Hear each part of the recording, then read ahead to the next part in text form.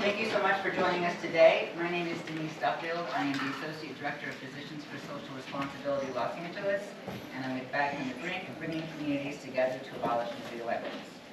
I want to thank the Austrian Permanent Mission to the UN for sponsoring this event, and Northwestern University and the Carnegie Corporation of New York for providing the funding that made it possible.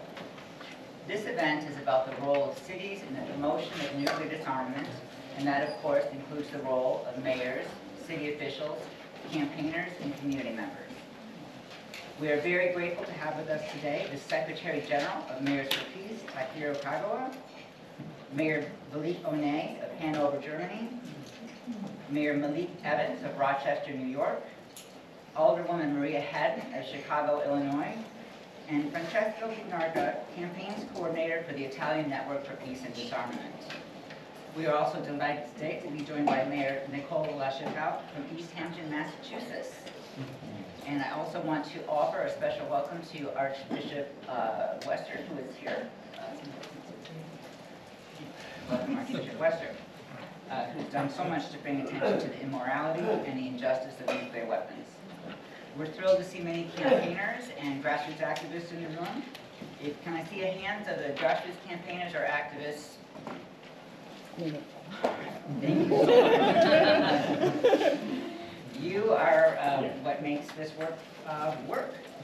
The organizations co-hosting this event, Northwestern University, Back from the Brink, Mayors for Peace, ICANN, IPPNW, and Physicians for Social Responsibility, came together through conversations with Hirokazu Miyazaki, Kay Davis Professor at Northwestern University, who's conducting research on city-level organizing and policy advocacy for nuclear disarmament and nuclear justice in the U.S. and Japan. The project is called Mapping Nuclear Legacies, and Professor Miyazaki will share more about this later in our program. Each of the co-sponsoring organizations brings a unique perspective and approach to nuclear disarmament, a shared commitment to advocating for the abolition of nuclear weapons, and the belief rooted in experience that grassroots and city-level actions are key to achieving that goal. Together with our many partners, we've engaged thousands of cities, city leaders, and communities throughout the world. Nearly 8,500 cities and 166 counties and territories are members of Mayors for Peace.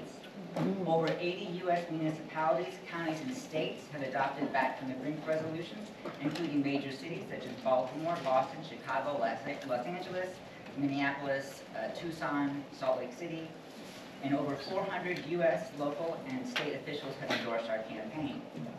Hundreds upon hundreds of cities worldwide have adopted the ICANN Cities Appeal. Both Italy and Greece have over 100 resolutions in their countries alone. And 1,300 legislators worldwide have committed to advancing the TPNW through ICANN's parliamentarian pledge. In the U.S., cities like Madison, Wisconsin, and right here, New York City, have passed legislation to divest from nuclear weapons, and many cities worldwide have declared themselves nuclear weapon-free zones. Thank you. Thank you for your impressive interest here in this topic. Thank you to the organizers. We as Austria are very, very happy to sponsor this event. The work at cities level is a fantastic example of what is and can be done at the cities and grassroots level, that is at the citizen level. And I'm happy to be back here in New York that has done impressive work in this regard. Today's impressive thematic debate at the TPNW meeting of states parties upstairs reminded me of the 1983 movie The Day After. That movie was considered at the time as a possible turning point. Broad publics understood the existential threat and tried to do something about it. But numbing soon set in and the demonstrations abated.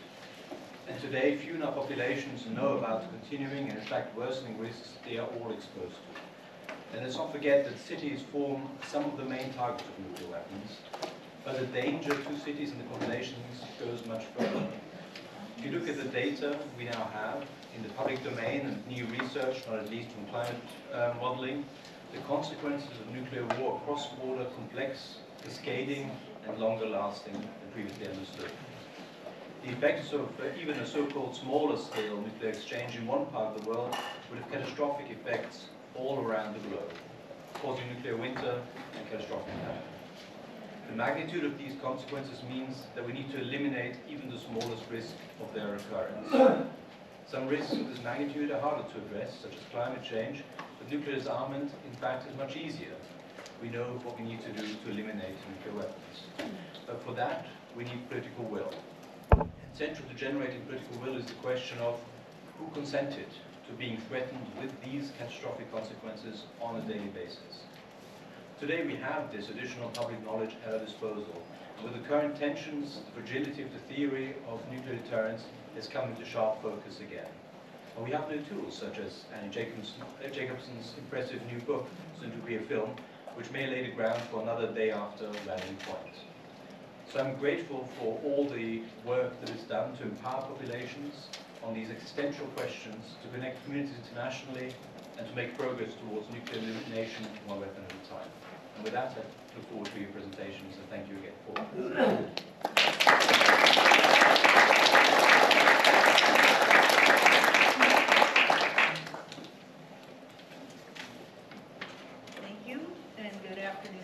My name is Jackie Cabasso. It is my privilege to serve as an executive advisor to the Hiroshima Peace Culture Foundation and North American coordinator of Mayors for Peace. And it is my pleasure to introduce Mr. Takehiro Kagawa. Since 2023, Mr. Kagawa has served as chairperson of the Hiroshima Peace Culture Foundation, a division within the city of Hiroshima, and Secretary General of Mayors for Peace. From 1981 through 2022, Mr. Kagawa had a distinguished career in the Japanese Foreign Ministry, including serving as ambassador of Japan to Egypt. Based on Hiroshima's A-bomb experience, the Hiroshima Peace Culture Foundation, in collaboration with peace research institutions and related organizations in Japan and abroad, seeks to convey the facts about the bombing and contribute to the dissemination of thought promoting peace and international understanding and cooperation. The Mayors for Peace Secretariat is housed within the International Peace Promotion section of the Hiroshima Peace Culture Foundation. Secretary General Kagawa. Thank you, Jackie. Well, thank you for your kind the introduction about me. And good afternoon, everyone. I'm Secretary General, and then I'd like to thank the Austrian government and the people and Professor Miyazaki and the people and organizations who contributed to organize this event, focusing on the role of the cities in the promotion of nuclear disarmament. It is really a timely and important initiative because voices of citizens and the city level peace activities are really needed more than ever for realizing world free from nuclear weapons under this kind of uncertainty or serious security situation in the world. The Mayors for Peace initiative started more than 40 years ago. Then Mr. Araki, the mayor of Hiroshima, delivered a speech in the special session of the General Assembly on disarmament. He called upon mayors across the world to cooperate each other and collaborate and strengthen the solidarities among cities and among citizens to raise voices for peace, not necessarily rely only on national governments to deal with peace and security. So we now, our Mayors for Peace has about 8,500 member cities in the world. It's really unique and the worldwide network for peace. So I think we can do more among city level or citizen level for peace. And 8,500 network is not enough. We need more and more active cities, more and more active citizens to take actions for peace. So that said, I hope all of you here enjoy this discussing this event, and I wish this event very much success and the meaningful for your future endeavors of these activities. Thank you.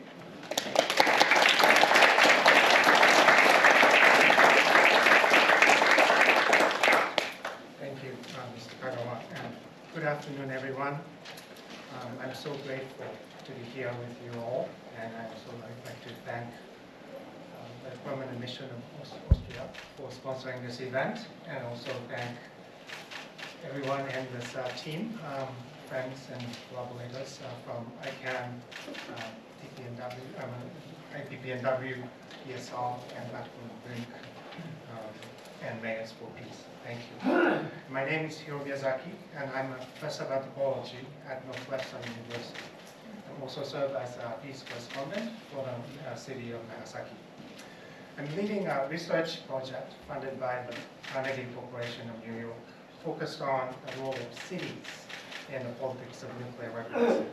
Over the past year and a half, I've traveled across the United States, from coast to coast, even to Hawaii, interviewing more than 300 people, including mayors, city council members, and local activists.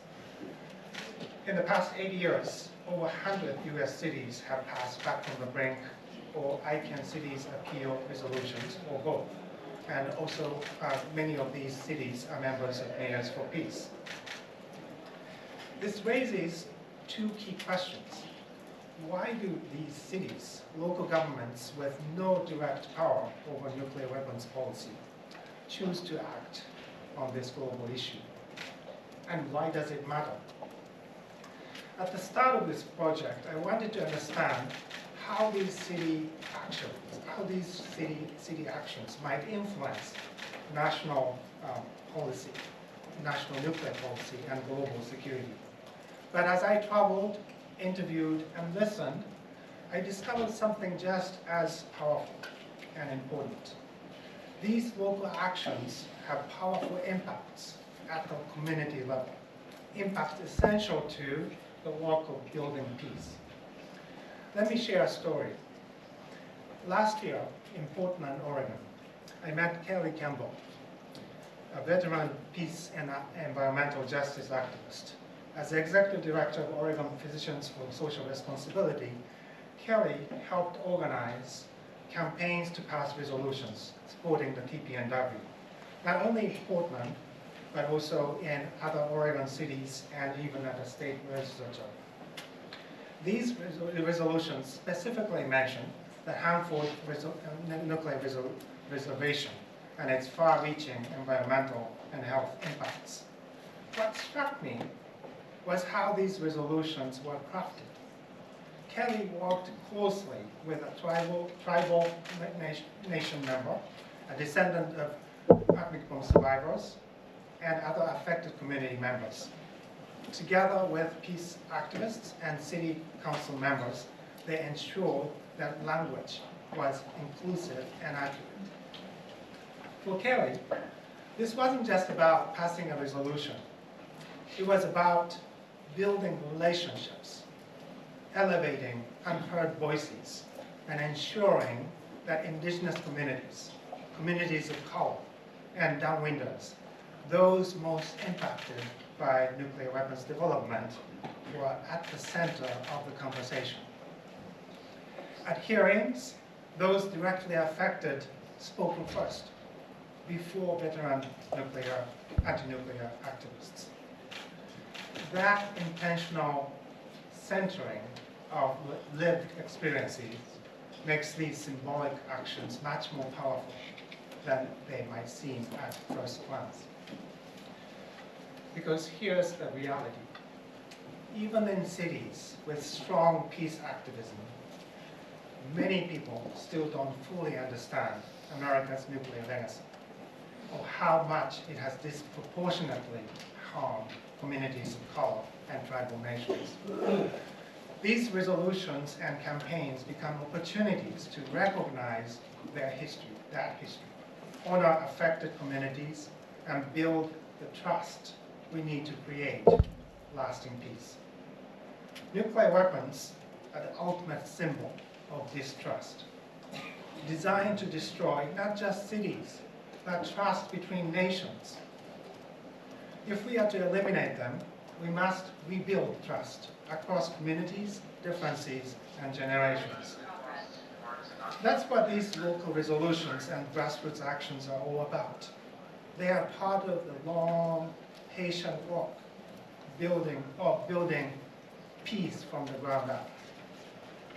And that work continues today through the voices, experiences, and leadership of local communities, and through the leadership of local officials like Mayor Onay of Hannover, Mayor Evans of Rochester, New York, Mayor LaChappelle of Easthampton, Massachusetts, Alderwoman Hadden of Chicago. It's about remembering, recognizing, and renewing our collective commitment to a world free of nuclear weapons. I invite you to visit my project website, mappingnuclearlegacies.com, to learn more about what cities across the United States and Hiroshima and Nagasaki are doing to support the elimination of nuclear weapons. Now I'm honored to share video messages from Mayor Matsui of Hiroshima and Mayor Suzuki of Nagasaki, leaders whose courageous diplomacy and tireless work for a culture of peace continue to inspire me and this project every day. Thank you.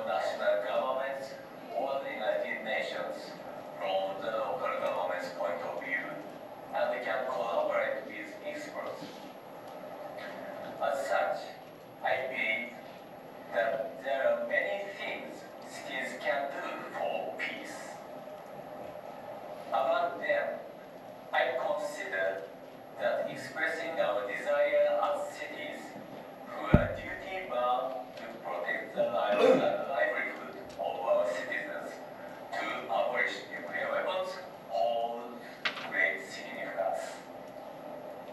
In addition, by establishing a network of cities such as the Mayors for Peace, I firmly believe that we can formulate an international coalition against the nuclear weapon states and their allies and can make great strides towards nuclear disarmament. As an atomic bomb city, Nagasaki bears a special role to transcend borders and generations and continue to convey what happened to the people under the mushroom cloud 8 years ago, so as to ensure that Nagasaki remains the last atomic bombing site. The history of nuclear weapons is the history of distrust. It is therefore important to foster a culture that spreads trust, respect others, and solve matters through dialogue. A culture of peace, and not a culture of war, where distrust and fear are rampant and violence is used to solve problems. Thanks to our history, a culture of international communication has been deeply rooted in Nagasaki. Expanding our network, we hope to continue to create like-minded friends who will work with us towards creating peace. I hope that we can work together to spread this culture of peace across the world.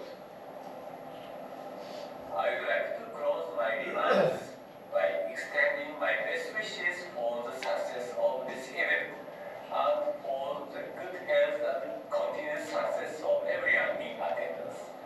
Thank you.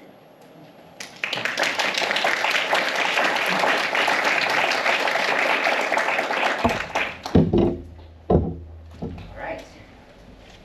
We often hear that nuclear weapons are something that cities should not concern themselves with. The nuclear weapons policy is the sole domain of national governments and heads of state. It is the mayors of Hiroshima and Nagasaki? No. And as victims of nuclear production and testing? No. Nuclear weapons are very much a local issue. And the resolutions that we pass are meant to demonstrate that to the federal leaders so that we can say to, for example, a member of Congress in the U.S., these cities, these mayors, these organizations, these people in your district want you to take action, and often in the United States, it is the constituents who can move a member of Congress to action. So we're going to begin our roundtable discussion now, and our first question is for Mayor Onay. Hannover is a sister city with Hiroshima and joined Mayors for Peace in 1983. You are Vice President of Mayors for Peace and serve on the Executive Board of the European chapter of Mayors for Peace. You are also heading the Mayors for Peace delegation at this third meeting of state parties to the TPNW. There are 904 Mayors for Peace member cities in Germany.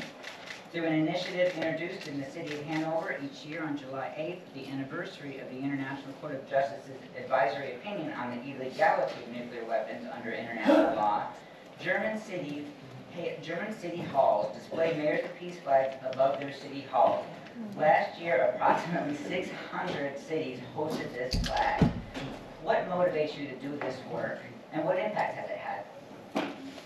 Yeah, thank you so much. First of all, I also want to thank Austria for this opportunity to discuss the role of the cities in this topic. And so, like mentioned, we have this partnership, this twin city partnership with Hiroshima since the early 80s.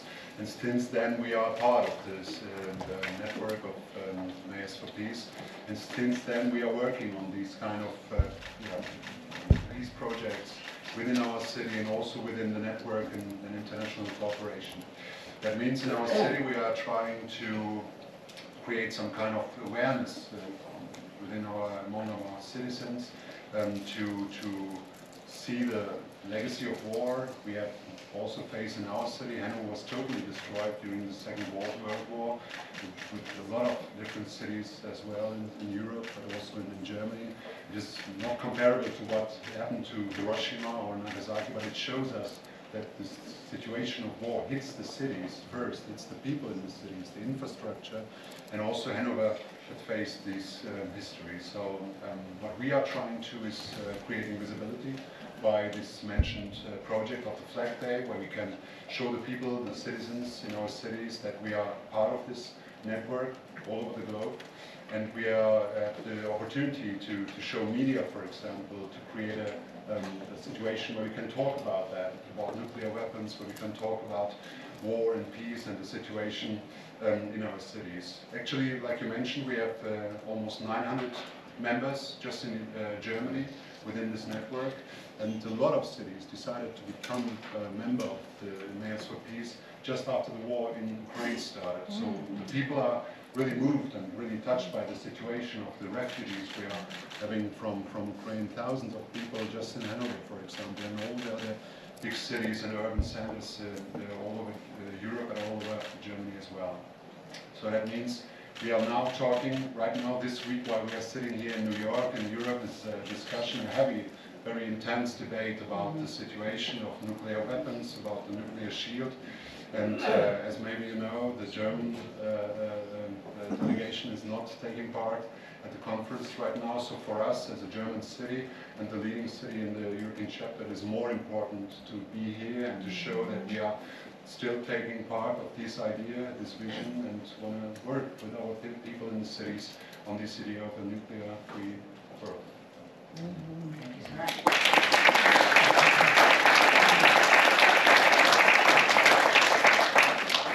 Mayor Evans, there are 229 Mayors for Peace member cities in the United States. Rochester, New York joined in 2004 and for the past 2 years has promoted the Mayors for Peace annual children's art competition, Peaceful Talents. Why did you decide to engage the Mayors for Peace in this project?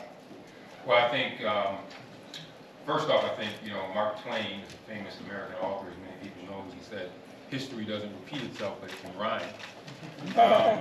And we don't want history to rhyme, particularly as it relates to nuclear weapons. And I think one of the most important things that we can do, especially nowadays, is to make sure that we work to engage our young people at a very early age. And I think that Mayors for Peace has allowed us to do that. In fact, as I was walking in here, I saw one of the posters that a young person from Rochester won as part, was recognized through Mayors for Peace as part of her artistry that she did about peace. And I think working with young people at a very early age is how we start to shape hearts and minds. Sometimes, I'm not saying that we should disregard older people or adults, but we have a better chance at getting our young people, getting them an understanding about the importance of peace.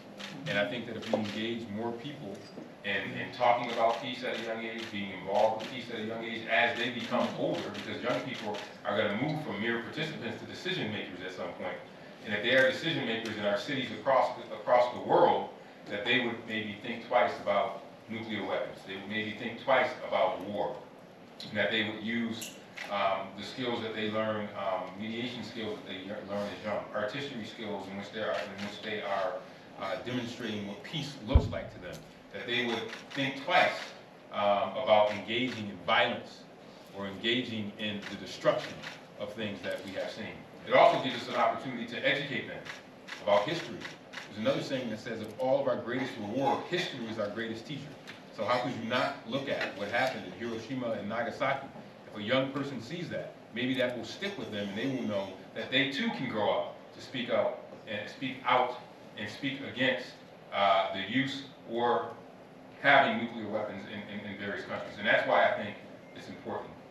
I also think that forming international connections are extremely important. We are a part, we probably have 12 sister cities in Rochester. And even when countries may not agree with each other, we always stick with the cities because we know eventually, hopefully the times will pass and cities will come back together. So this is why we're a part of Mayors for Peace. We think that mayors in the United States, people know two people. They know the president and they know the mayor. And remember, Lyndon Johnson said, every time I think about all the challenges I have of being president, I say, thank God I'm not a mayor.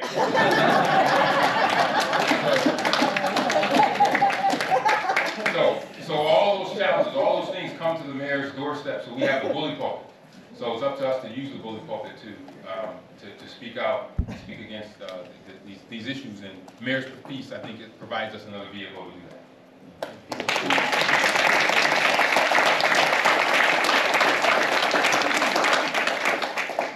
Okay, Alderwoman Hadden.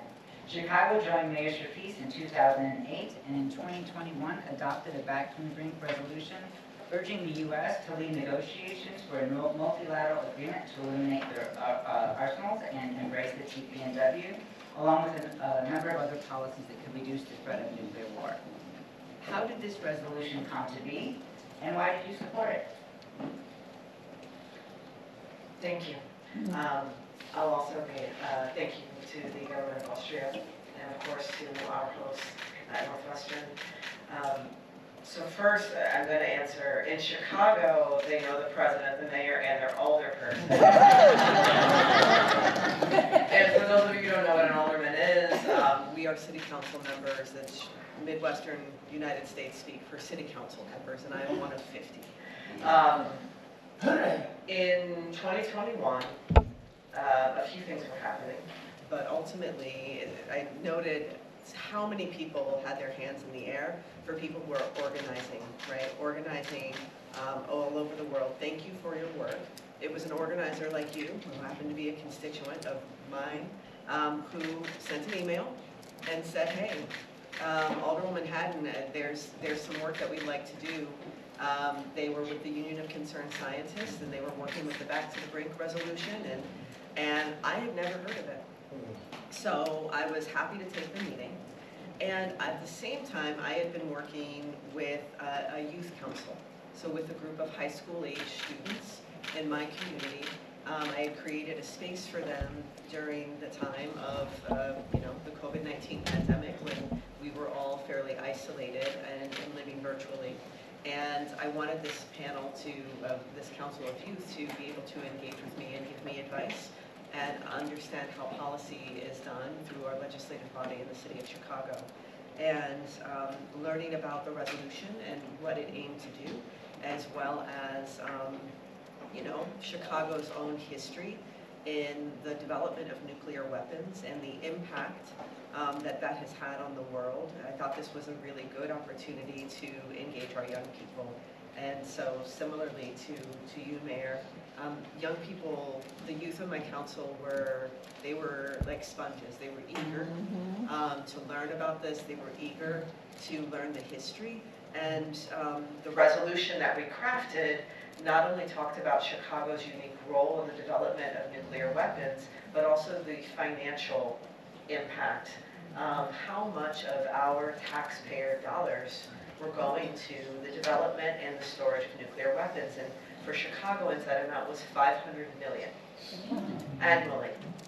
So $500 million annually of Chicagoans' money is going to the federal government to support the development and the storage of nuclear weapons.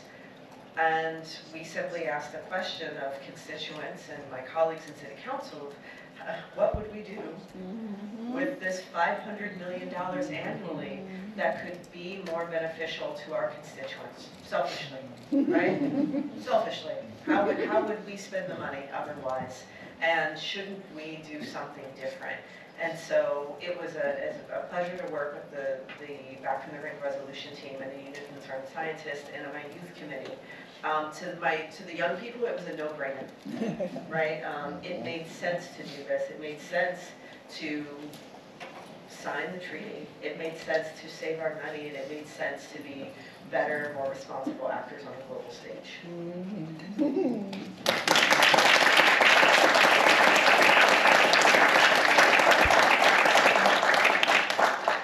Francesco, campaigners in Italy have done over 100 ICANN cities appeal resolutions adopted. How were you able to accomplish this? And what impacts has the organizing and resolutions had on parliamentarians and others? Thank you. Thank you to the organizer. Thank you to the government of Austria for organizing this.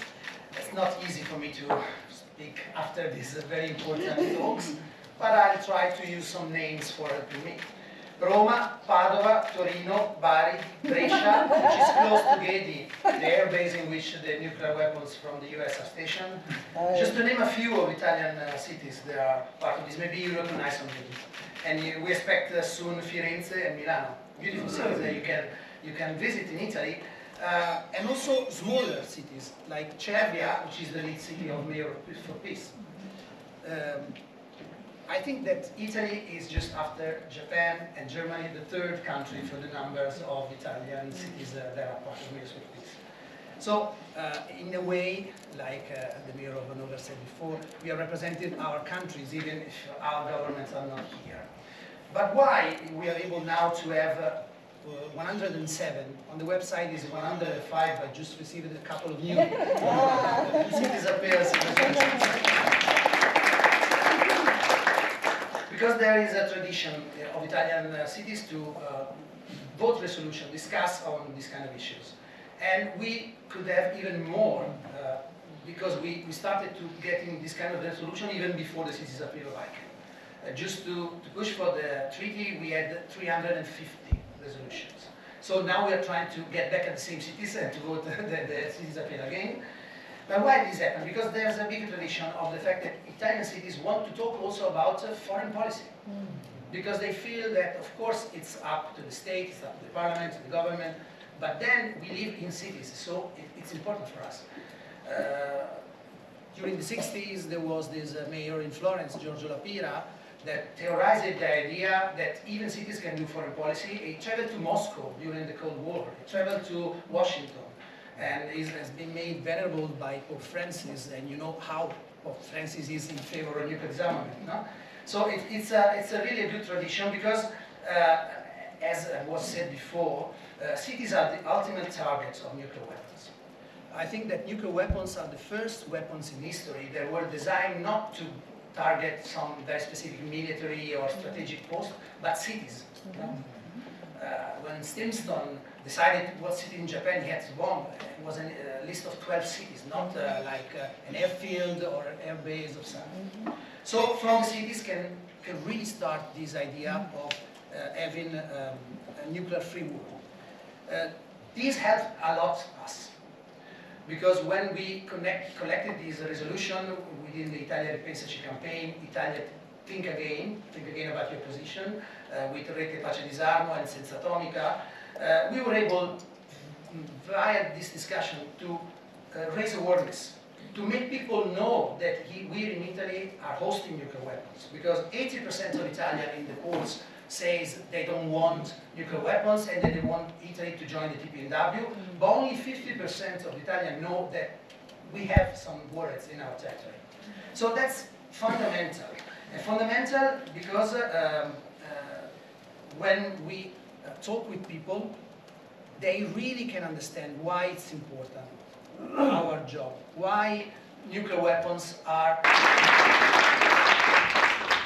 Okay, so next I'm going to ask one question for you all to respond to, but I also encourage you to comment on something one of the other you might have said, or ask each other questions if that occurs to you. And this is a simple one.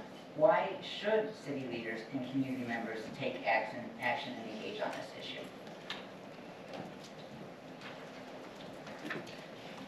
I had a colleague who had concerns. So like our path to passing the resolution, I introed this resolution in 2021, but we didn't pass it until 2022.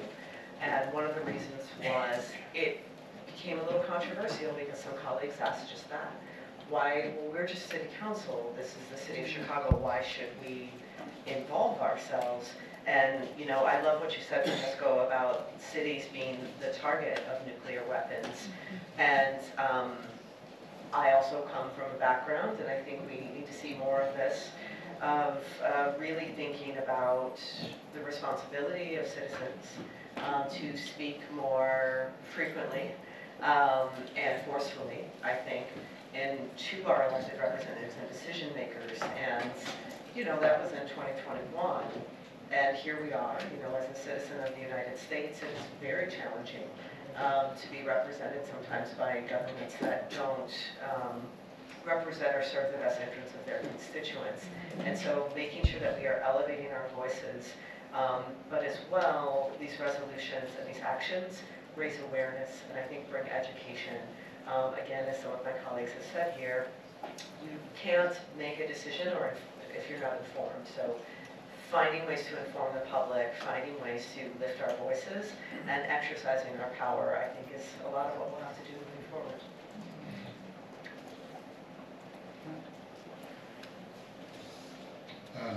Yeah, like mentioned, the cities are the first targets for these kind of weapons, and I would like to invite you all to join the exhibition Hiroshima is showing here at the UN about like one part is the pictures of children from different cities of our network, and the other opportunity we have is a virtual reality experience about the situation in Hiroshima when the bombing took place. And there you can see what happens to a city, to the people, how they suffer, how the situation is in such a city. And now, actually, when we see what's going on nowadays in Europe, we are, since the war started in Ukraine, we are talking a lot about weapon systems, about how we can support Ukraine on one hand, and the people in our cities and also in all Europe are now discussing about the nuclear shield for Europe. And I think it's very important to have the cities to inform the people, to inform our citizens what it means to, when it comes to nuclear bombing in our city, in our country, how the effect is, how the damage is, how the effect is not only for this generation who's hit, who the bomb hits, but also the next generations will suffer in the same way. So there you can see that very well in the role of Hiroshima. And on the other hand, like already mentioned, I think it's a difference when, even when there's a distance or even a conflict between national, on the federal level, between nations and different countries, the cities have the opportunity to stay in touch, stay in contact, stay in exchange for young people, for politicians, and this is an opportunity we have to use, actually. And the network of Mayors for Peace is a great platform for working on peace and peacekeeping. And like Hannover, we are now a member for over 40 years. We see that the people have like this consciousness in our city. They are very focused on peace. They are focused on these topics. We are learned a lot from Hiroshima and the cooperation. And I think this is something where it's worth to work on in such a network like the Mayors for Peace. And I think also, you know, cities are, it used to be in the U.S., states were laboratories where people came up with ideas and did things. That's somewhat the case. It's definitely not the federal government, but it's really, it's the local government. It's local government where it's closest to the people. It's where a lot of the, where things happen. Mayors are known to be able to get things done because you can be nimble, but you also have the bully pulpit to be able to really engage and bring people in to help try to effectuate change and raise awareness around issues that people may not pay attention to. People still, mayors have the opportunity, I think, cities have the opportunity, council members have the opportunity to still work with people on a granular level to form those connections. So I think that's why it's important to have these conversations about this topic. But from a practical standpoint, which is I think already has been said a couple of times, is it's cities that will bear the brunt of a lot of the policies that take place that are designed, implemented, talked about. They filter down to the city. You know, there's that saying that stuff rolls downhill. It will be the cities that will feel the brunt of nuclear weapons, and if there ever was an attack. And that's why I think that it's important for cities to be a part of the conversation. Because if we're not a part of the conversation, we're number one, we're not making our voices heard, and even more importantly, we stand to lose the most if we are not engaged. And being disengaged, especially now, with all the geopolitical problems that we have across our world, we want to disarm nuclear weapons, but we want to disarm civic engagement.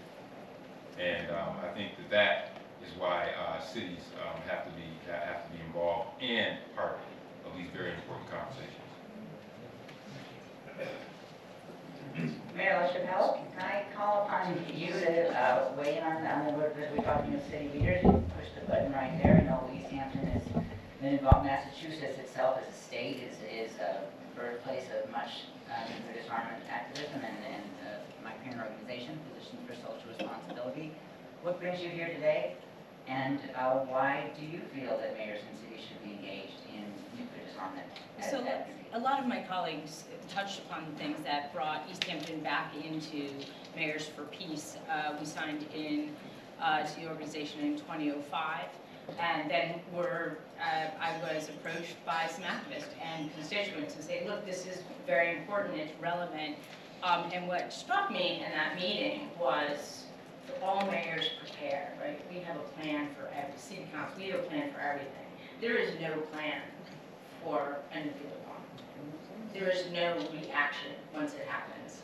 It is our voices and proactive, just demanding from whatever government structure is above us that our constituents, they count, the people, and they will take the brunt of this. You know, a nuclear attack is everything and nothing. It takes away everything you know, from your very soul to the city around you, to that wonderful playground you just put in 6 months ago, and it leaves absolutely nothing.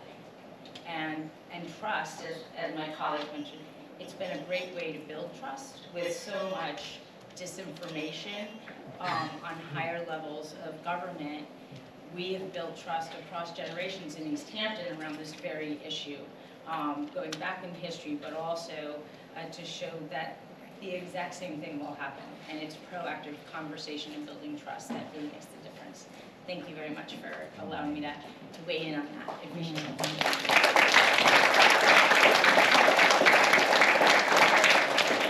I want to direct a question a little bit differently to you, because as you know, you're a campaigner, I'm a campaigner, there's lots of campaigners in here, but you've really done some incredible work with 100 cities.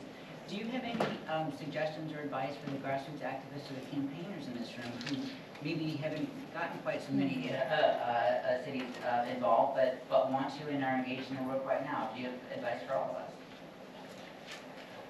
I think that, as both of them said, the important thing is that the mayor or the council is approached by someone from the constituency. Mm-hmm. Of course, we as national campaigner have to provide information, data, all the structure of the resolution, the draft text, but it's not if I take the phone call to the mayor of Bari or of Naples that he will do something. Only when his citizen or her citizen do something that we can have some results.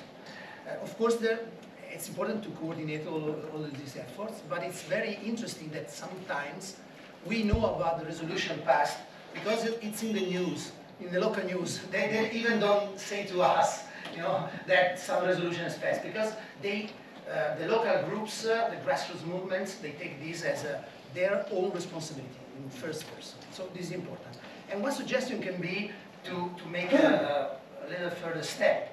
We had last year 2 regions in Italy, so larger, autonomy, local autonomy, that passed a resolution similar to the ones of the cities, Emilia-Romagna and Campania. So that's a way to go up until the government. You don't have to stop at the city level.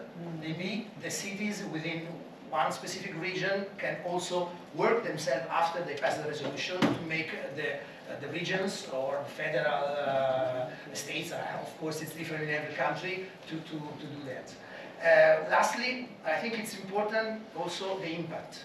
You talk about the impact, you talk about the impact.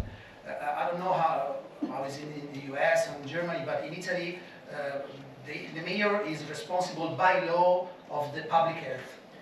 So he has to prepare a lot of plans for everything. But when the cities are close maybe to the station of nuclear weapons, they don't know anything about how many are there, how it's possible to treat them, if there are some mistakes or problems. So it's something, if they don't know about the presence of nuclear weapons, is like they can do their job that is required by law. So this is an angle that we also use a lot, and I think it's important to raise awareness. Greece is another country that has gotten over 100 resolutions adopted. And Nikos, can you turn your mic on and say a few words about Greece? So, I don't know, I'm sorry, I come from Italy and I know Francesco, but Nikos is a part of my organization, that's it. Okay. If you want, I can say something, but... Please. No, okay. Nikos has done a good work in Greece, because if you remember, 25% of the city is already in the city appearance from ICANN. It is a very important goal. What we try to do with Nico is to create some connection between Greece city and Italy city when there is a Twitter, for example. There is a particular relationship. And then if one of these city has not average, we can try to do in order to reach the same goal for both cities, for example. Yes, in Italy, the situation we try to support Francesco, for example. Also, Rome was a great goal with Italy, that we are working together. The main problem that the main media don't talk about the treaty. This is the big issues that I see in Italy. I don't know if in the other country we have the same problem.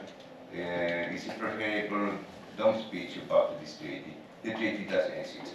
And then we need to do another work from low level with the citizen in order to inform everyone what's happened and which opportunity we have with this new treaty. Yeah. This is the problem that maybe we have in the world, from my opinion. Thank you.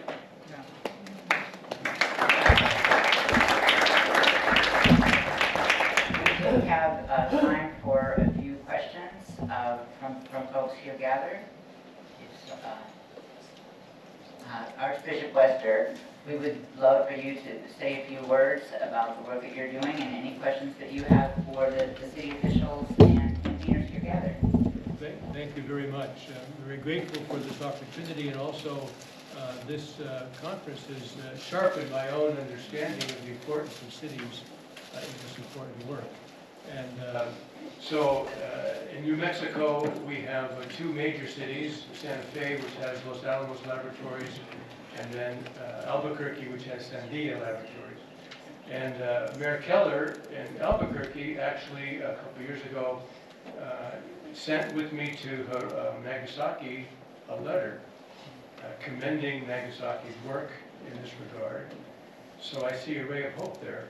And Mayor Alan Weber in Santa Fe attended. We had a prayer service and some talks around the Trinity Test Site around July 16th. And Mayor Weber attended that. So I see a ray of hope there. So would I be presumptuous in wondering if maybe one of these wonderful mayors could help me to get these two mayors to join?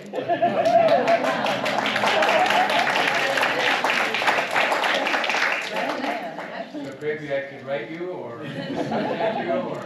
with your approval, I could mention your name and say with the approbation of Mayor so-so, and that might make a connection, or maybe you're all welcome to come out and visit us, so I'm happy to show you hospitality, and that might be a way to do it. I don't know. Do you have any experience, Nicole, reaching out to other mayors?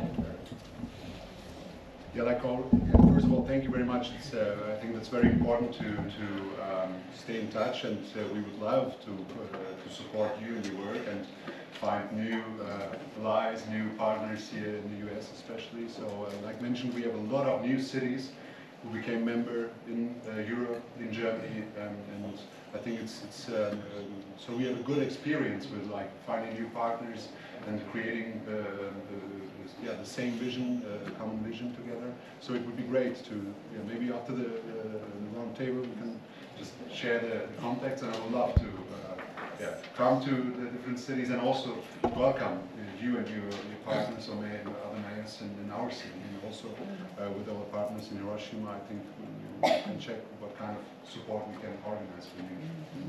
Thank you. Here. This is a brief question, taking off something that Francesco, we talked about in the preparation for this, which is you use the phrase democracy gap.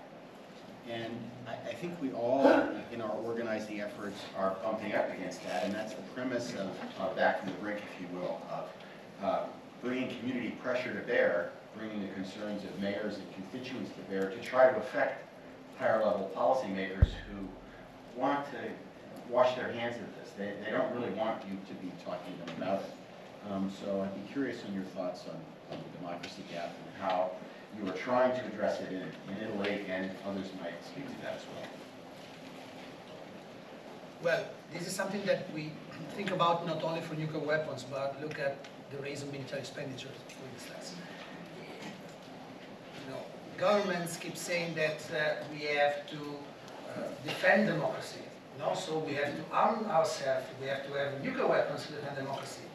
But then, when the democratic outcome of the consultation of people is against the idea, okay, no, you are not understanding the issue.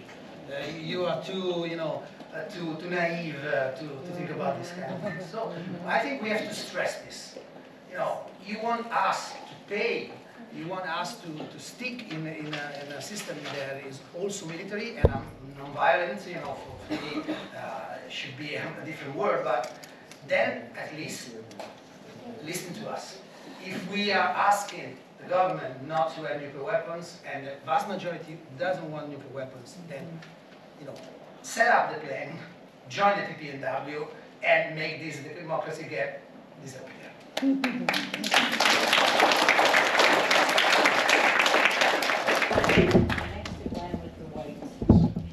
Yes, I have a question for Alderwoman Hadden, please. I'm curious, as a campaigner in a university town, if you can elaborate any on the process of getting approval of the resolution in dialoguing with universities and their research programs. Thank you. I'm sure it's different in every city, and I appreciate it. I just took a note on your democracy gap term there, Francesco. Getting the attention of your decision maker, whether it be a council member or a mayor or a county commissioner, what have you, a state representative, can be challenging. It is University partners, I'll say Loyola University. Is located within the bounds of my my ward, which is Chicago per district. And Northwestern University is just in the city north of me in Evanston, and the district I represent is in the far northeast corner of the city of Chicago, so we are close in proximity. Having university partners, having researchers or students or organizations based in institutions of note is always always helpful as a decision maker. So as an elected official, oftentimes, especially at local levels, we might not have the resources to do our own research. We might not be connected to networks that are engaging or organizing on issues like this, right? More of my work is focused on water infrastructure and school program funding, right? And so there's going to be an information gap for us. So like, strong university partnerships are very helpful to make us feel supported and secure. And validate information that's maybe coming to us from constituents or organizers that we may not have the resources or the time to validate or confirm ourselves. And that's the difference of someone reaching out and saying, hey, Alderman, you know, I think that we should eliminate, you know, all fish from Lake Michigan. I don't know. and here's why. We've got to get rid of those carp. They're an invasive species, and we should focus on a campaign. And it could be correct. It could be completely legitimate. Like, we do have invasive species of carp in Lake Michigan, and they're destroying our ecosystem, and someone should do something about it. Is that someone maybe? I don't know. But with enough constituent pressure, right, there could be an argument made for why this is important or how it was helpful. More directly, with the Back to the Brink resolution, that was a question in my decision-making of why, yes, this is important. Yes, it's something I personally care about. Do I think the voice of the city of Chicago can help? And what I learned from the organizers was that, yes, it can help, right? And that was another piece too.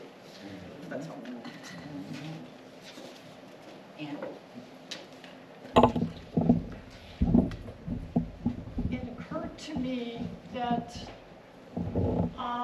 asking our cities to have an emergency plan for nuclear weapons might be a way to start bringing people into the conversation. Do any of your cities have plans for emergency plans for nuclear weapons? Do you have any experience with it? I'd be interested in We actually do. As I said before, I think it's waste, but our police chief happens to be the head of emergency management, and there is a part of that manual that exactly talks about, in the case of a threat of a nuclear bomb being dropped, if it does any kind of nuclear device, because we're very close to, actually two active Air Force bases, and everything in Massachusetts. We're maybe a quarter of Chicago. We're probably a quarter of the Alderwoman's district. So we do have them, and honestly, you read it, and it's really sad about how far you have to go to just live. You know, get over a mountain. We have one. We update it every year.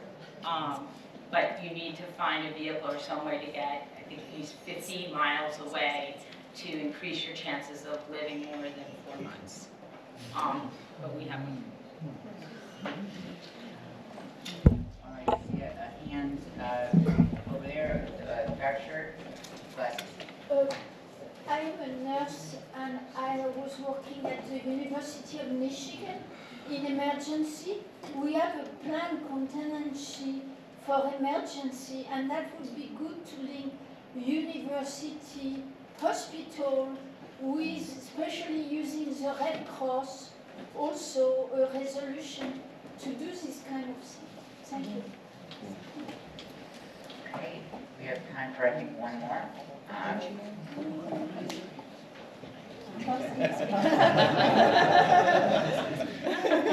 It was the worst position.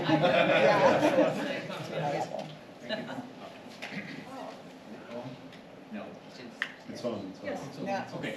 Thank you very much. My name is Toshio, and I'm a professor of Hiroshima Institute of the Hiroshima City University. And my question is, how much of your daily job mandate deals with residents or citizens who are not on your own national of your country? Because Hiroshima and Nagasaki came before the age of globalization, but yet the victim of the two bombs did not only constitute Japanese. There were Chinese and Koreans and other nationals already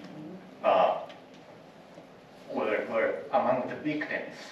So by definition, I imagine, mayors or the city office have to deal with, beyond the national boundaries, whereas the national government always, cannot go beyond the framework of national sovereignty. So that's where I expect mayor's voice matters.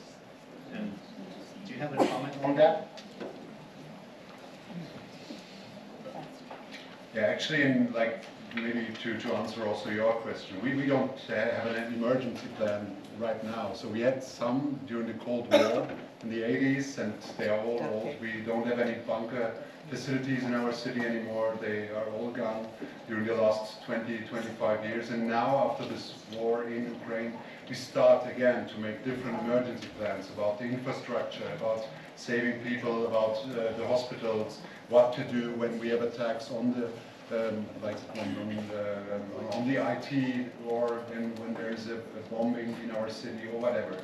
And actually, I think the nuclear weapons will also force us to make new emergency plans about the situations in our city. And also the situation when it comes to an attack not in Germany, but somewhere in Northern Europe or somewhere in the Scandinavian area. It also has an effect on our city, the whole northern parts of Europe, and also on the northern parts of Germany. So now yesterday we just had a discussion with a scientist who was now searching about the effects of bombing in the northern European area on Hannover, on the people in our city, for example. And these shows there is no border when it comes to, or no nationality when it comes to an atomic bomb. If it hits somewhere in Europe, it affects all the continent, all countries and all cities on our continent. So that means we have to make emergency plans in cooperation with all other cities, with the federal governments, but also within the European Union. So this changes a lot actually. And the bombs today are much more powerful than we had the bombings in Hiroshima or Nagasaki. And that shows us that we have to connect much more with other governments, with other cities, to find a way to create emergency plans for our citizens in our cities. Okay, a real short one. I think it'd be more appropriate to say we cannot have an emergency plan. There is no. Yeah, really. New York City Don't tried. try. New York City tried to make that just a laughing stock of the rest of the country. So my recommendation is to make that public. Sorry, we must prevent because we really can't help. You're so right. I don't want to say that. So there's you can't escape. I'm pretty sure that's right. But when we talk about any effect of bombings, of nuclear bombings, so me as a mayor, I cannot say to people, just take care of yourself. It's my job to do that.